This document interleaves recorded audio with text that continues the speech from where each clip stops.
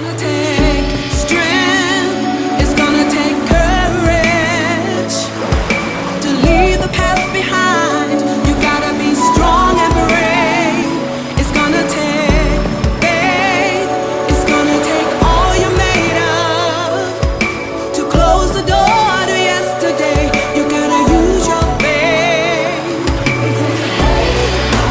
Brave heart, ooh yeah, with a heart of fire, God's desire. Brave heart, ooh yeah, you are one with power. It's gonna take strength, it's gonna take courage to leave the past behind. You gotta be strong and brave. It's gonna Hello, I'm your host, career strategist, and job creator, Sister Soldier, and you're watching She Vet Inspires, the show where we provide the blueprint for your success. Today, I have with me a Command Sergeant Major, Deia Aubrey. She's a soldier in the Army, and she's almost spent 30 years. She's currently active duty, and she'll be retiring soon. But before she retires, I thought it was really important for me to get some insight and information on her leadership and some advice that she has for many of you that may be still active duty, and perhaps for some of you who have exited out of the military. She has a wealth of knowledge and wisdom that I'm sure that each and every one of you will grab some form of nugget that can help you along your way. So, hello. Good morning, sister. How you doing this morning? Thank you for having me. Oh, I'm doing so good. I'm excited. I really am excited to hear your story and to hear about your journey and the things that you have going on right now. You really have taken this thought of transition. Yes. And you're embracing it. Yes. And so that's not something that we often find. Getting out of the service can be a little shaky, Yes. but you've actually found some way to get some common ground and get a little stable and be able to manage to strut out. Yes. So I want to talk about that. I want to talk about your journey. I want to talk about some of the things that you've learned along the way. So, Lots of lessons. yeah. You've had several careers since you've been in, and it's quite interesting. It's not too often we find a female in the careers that you have actually had. Tell me a little bit about yourself. Well, I'm from Flint, Michigan, and I basically grew up there between Flint and Detroit. We moved a lot, but I was born in Flint and spent most of my childhood in Flint, Michigan. We call ourselves Flintstones. So if you ever hear about the Flintstones, that's us. I have family in Flint, and I've never heard that. Yes, we call ourselves the Flintstones. I joined the Army in my early 20s.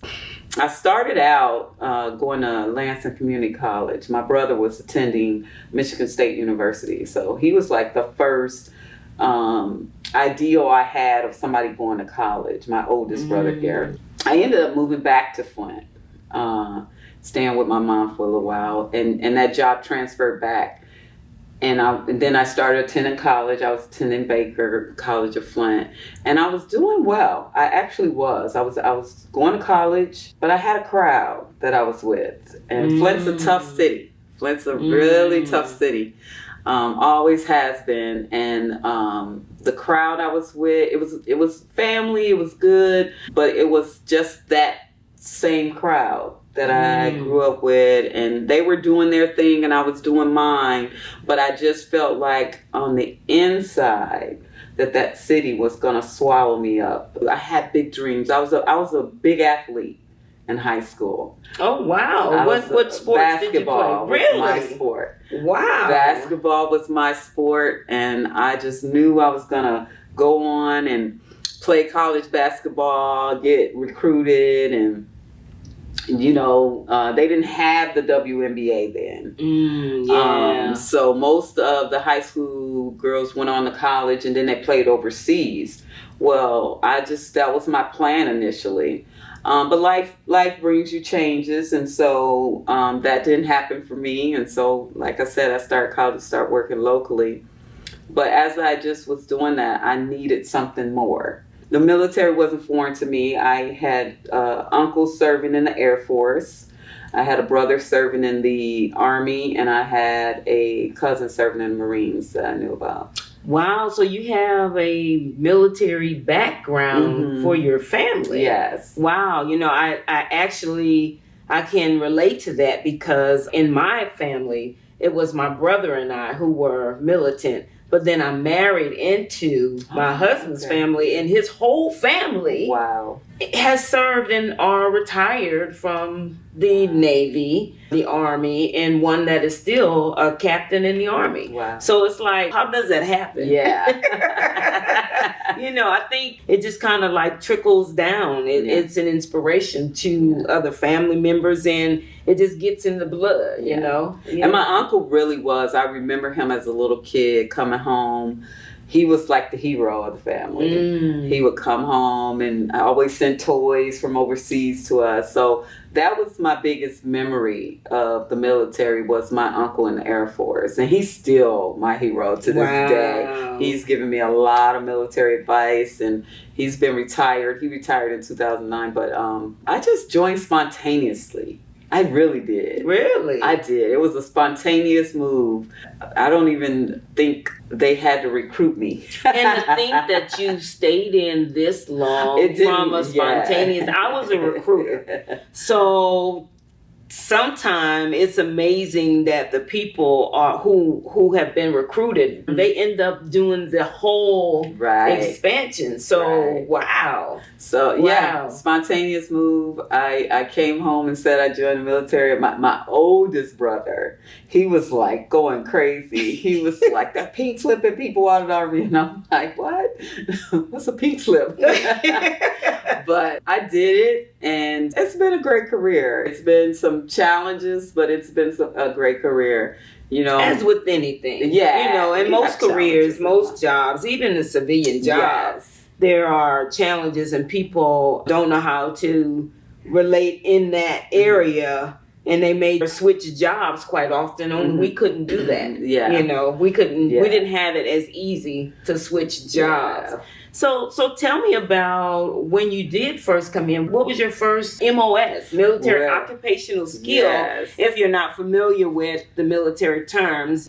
Well, sister, it's amazing you speak of switching jobs, because we didn't think we could switch jobs. I actually came in as a tactical telecommunications center operator, which was under the Signal Corps.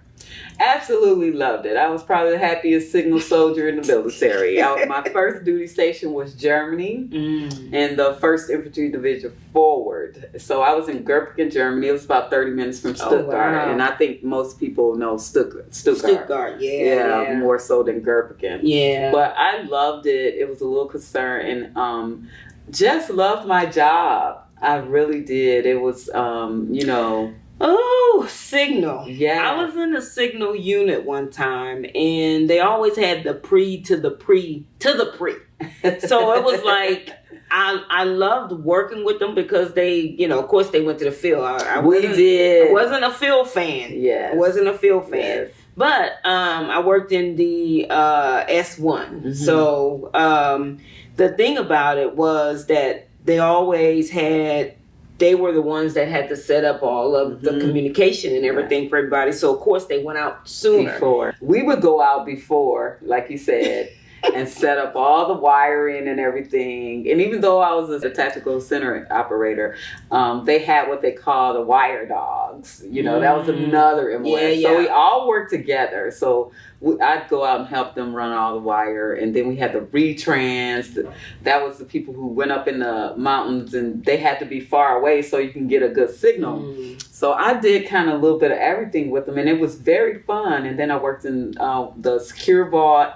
That job was fun because you worked a couple of days on and 3 days off. So, you know, you had that swing shift. So Germany was awesome. I was enjoying Germany.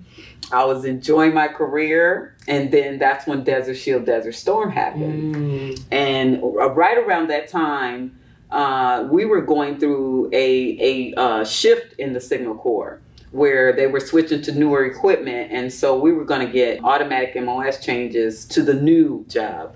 When Desert Shield, Desert Storm happened, I had to go under the old system, and so they had identified my new MOS, but they needed the old systems to go to Desert Storm.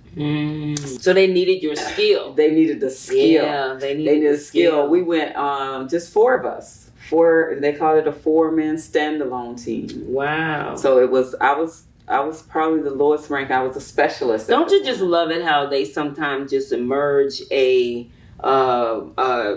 team? Yes. They develop it uniquely for a situation, a specific mission. And then, you know, so much more blooms out of that, because then we are now taking, there's something extra that you always have to learn in order to be able to accomplish that mission. Right. And so then now you have something else that you can add to your resume and wealth of knowledge and different things like that, even though sometimes it's not always that fun, because it's like, you know, it's something that's just made up and you have to find your way and figure your way through it throughout the process. But it's amazing how they do that, and then they go back. Okay, so you're done with this, so now go back to doing, you know, what you were doing.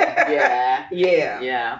Well, I went and spent that time there, and like you said, learning different things. But I actually worked in the main hub where all the communications was coming in. Oh, wow! So I actually did my job there. I was doing my actual job. That job, when you went to the training for it, you had to be able to type so many words per minute with only like 2 mistakes, because you were the one that was sending the messages saying, you know, this is what's going on. When we went from Desert Shield to Desert Storm, I was the little private in the center typing, you know, priority, priority, priority. Oh, wow. It's now war. Wow. So, wow. Yeah. So that was something that was a part of the description of 71 Limas. Yeah. You know, so you had a mixture of skills that you were. Yeah. The MOS was 72 Echo. Oh, wow. Yeah. So I was the one in that center, in that main hub. Wow. And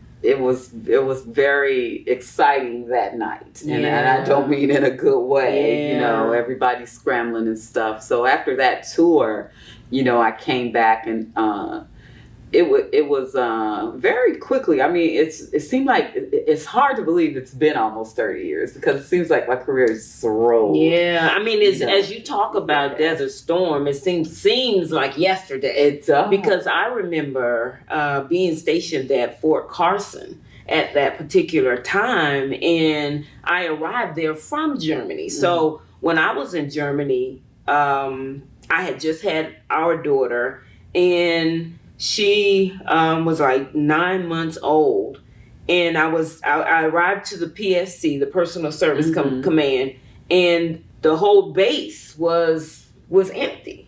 It was really no one left there. It felt like it was a deserted island because Fort Carson had shipped out so many of its infantry soldiers, and there were very few of us that were personnel left even in our command. So my command had already shipped out a good bit of the soldiers there to attach to other units so that they could assist.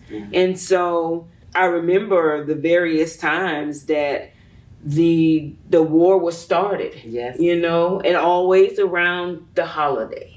It was November. Yeah. Thanks. Right around Thanksgiving and December, and it was just like, why? This is so odd that every time is this time of the year. But I was standing in the commissary line checking out, and they declared that a war had started. And I believe that they had televisions going on. They had televisions going on in the PX. They had televisions going on in the commissary. And people were, it was just really an odd feeling. It was a really odd feeling. So as you mentioned that, it just brings me back to that time. And it was like families was like, wow, you know, this is not a real comfortable holiday. No, it wasn't. It's not a comfortable holiday because it's like our loved ones, our friends, our families were all over there. And I, for one, felt like I really wanted to be back with my unit in Germany. Wow. Because I was at a new unit and not familiar with them. And if I had to go to war, I'd rather go with the ones that I know. Yeah. Yes. I'd rather go with those that I know.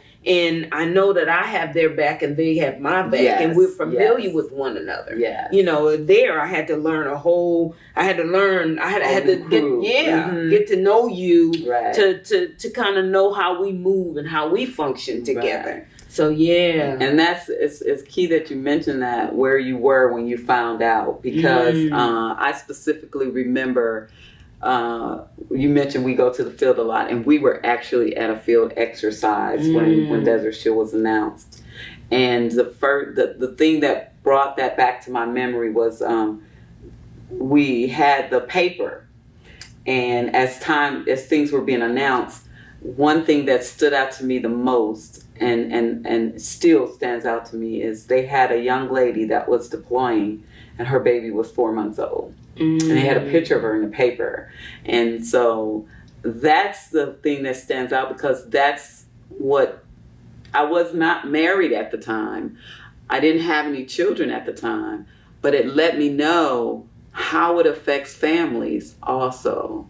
And little did I know later on in my career how that effect would be on my own family. Wow. So that, and I remember like just tearing up, knowing this young lady had to leave her child. Yeah. So leaving, you know, just that was my memory of knowing, hey, it's been announced. They announced it to us. I think we were in Grafenwehr when they announced it. Oh, in the field. In the field. We were actually in the field when we found Grafenwehr. Woo. Yes.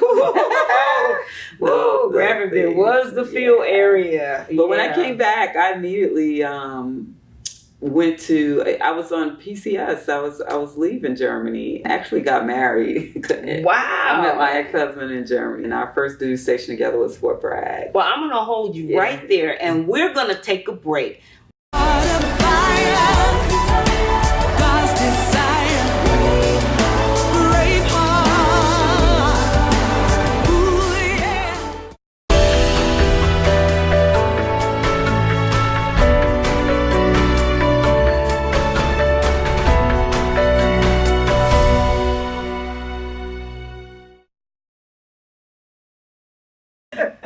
We are back. You were talking about the picture that you saw of the young woman as a mother. What was it like? I know, you know, years later you became a mom, but I just want to kind of touch on that for a moment, and then we can maybe go back a little bit in your story. But at the times when you were a mom and you had to deploy, how did that affect you? What were your thoughts? What was going on in your mind, and how did you handle that? Well, for me, the first time I had to deploy as a mom, I never involved my family in the whole ordeal. They knew I was going, but I didn't take them to the family time, and that picture was part of it, because that's a hard time for a family. Yeah. And, you know, in that gym, you know, children are crying and people are saying goodbye. And one of the reasons is most often I was leading all men. And oh, wow. I had to maintain a certain posture. Wow. Per se. So you just hit a real strong point. As women in a majority male force, it's kind of, but women are really catching up if they haven't already succeeded. The men in the military now, we pretty much almost outnumber them. However, as women in a male force, quote unquote, we often have to subdue being who we are or put on a mask so that we are not criticized, judged, or treated a particular way as if we can't do the job because we are a woman, we have children, we have family, and how God created us to be able to do so many things and to be so diverse. Yes. I'll never know. But he has, and it's quite intriguing to know that as a woman we can do things that men can do, and never forget that we are still a woman. Right. Yeah. And so how did you handle that with being a leader of men in your tribe, in your platoon, your squad? How did that It land? was challenging, very challenging, because most often they didn't want to follow me. And I was dual military, so I didn't have mentors. My ex-husband was my mentor. He showed me how to do all the soldierly things. Wow. He showed me how to put a leadership book together. He showed me how to drive the big vehicles. Wow. The Humvees, the Cutleys. My first military driver's license is signed by him. Wow. Yes. Wow. And so was he in your unit, or how we were stationed in the same unit for 3 years. Wow. But now at the time I did the driver's test, he wasn't. But you know, he was my mentor, because no male wanted to mentor me. And we didn't get to that, but I did switch MOSs to engineering. So I was now out of the Signal Corps, where I was very accepted because it was a diverse field of men and women. Now I'm in the Engineer Corps, and I'm in a field that's saturated with males. And at the time that I was reclassed, and it was a mandatory reclass, they were just putting females in that field. So I was one of the first females to go into that area. And in a male-dominated MOS, where, you know, you have curse words flying everywhere. Well, at the time, I had curse words flying my mouth. I wouldn't always say.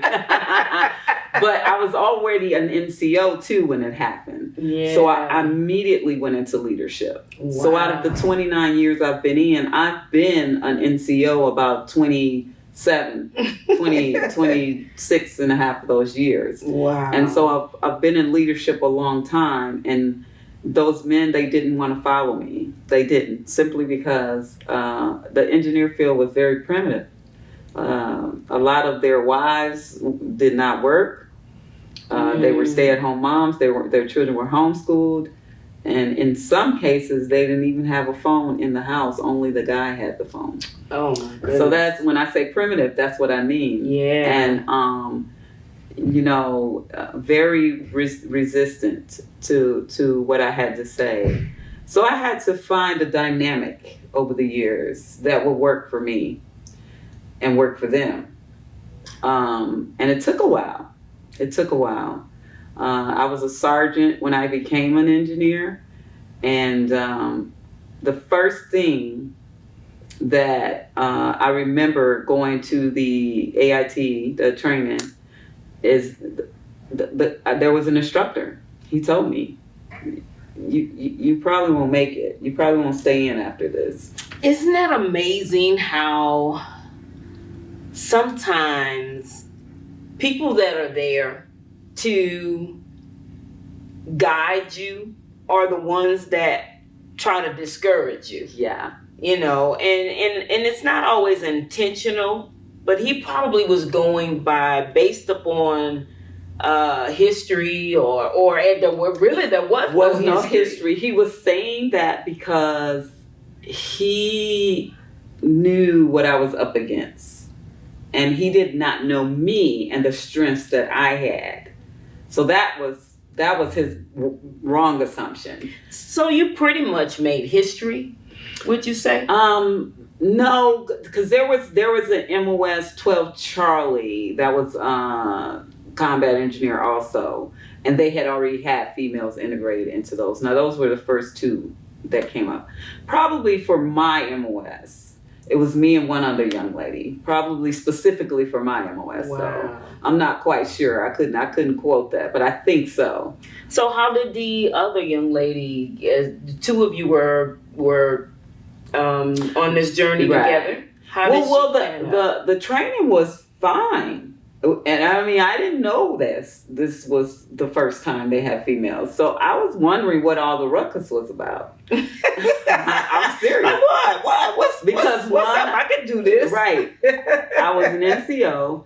I think she was a specialist. I was coming from Fort Bragg, and I was coming from 36th Signal Brigade, which was an airborne brigade. Oh, so wow. Here I come wearing this maroon beret, and I don't have airborne wings. So... You know, a beret back then, before the whole Army started wearing them, was unique. Yes. So I'm walking around with this beret on, and everybody's going crazy. And then I'm going into this MOS that no females are in. So everybody's, and I'm like, what is the big deal? So, well, like I'm just here. I'm just here to learn. But actually, I fell in love I became a heavy construction equipment operator. Dozers, scrapers, bucket loaders. So this was my MOS. Actually, it was fun. It wasn't about I thought I was going to like it until I met the people. After I got to my first duty station. That was because that was a surprise. The job was fun, and actually my first duty station was a quartermaster unit, because remember now I'm married to a soldier, so I got to follow him. Yes. That was the unit we were in together. And so I didn't get my first real sting as an engineer until I PCS from Korea to Fort Hood, Texas. I've spent a lot of years at Fort Hood. Yeah. About 16 years of my career. So that was in the mid-90s. And now I'm in this pure engineer unit. And I distinctly remember when you arrive, you go to the reception station and your sponsor comes over to get you. And they called, my name was Washington at the time. And they said, Washington. And I said, who? And the guy goes, nah, somebody else. Wrong one. And so they stood around. There was three of them. And like, this must be a mistake, right? Yes, that's the way he said it. This must be a mistake. Wow. And so they looked at some paperwork, and so they called out Washington's in my last four. I said, who? So they said, you're Sergeant Washington. I said, yes, I am. Wow. Yes. So now I stayed in Korea 3 years because I was dual military. So I'm 3 years into this MOS now in a quartermaster unit. And so I haven't honed the craft yet. And that was one thing that the guy had told me back in the NT, you got to learn what you're doing. So now I'm in a pure engineer unit, a sergeant. And the guy, I extended my hand to shake his hand, and he didn't shake my hand back.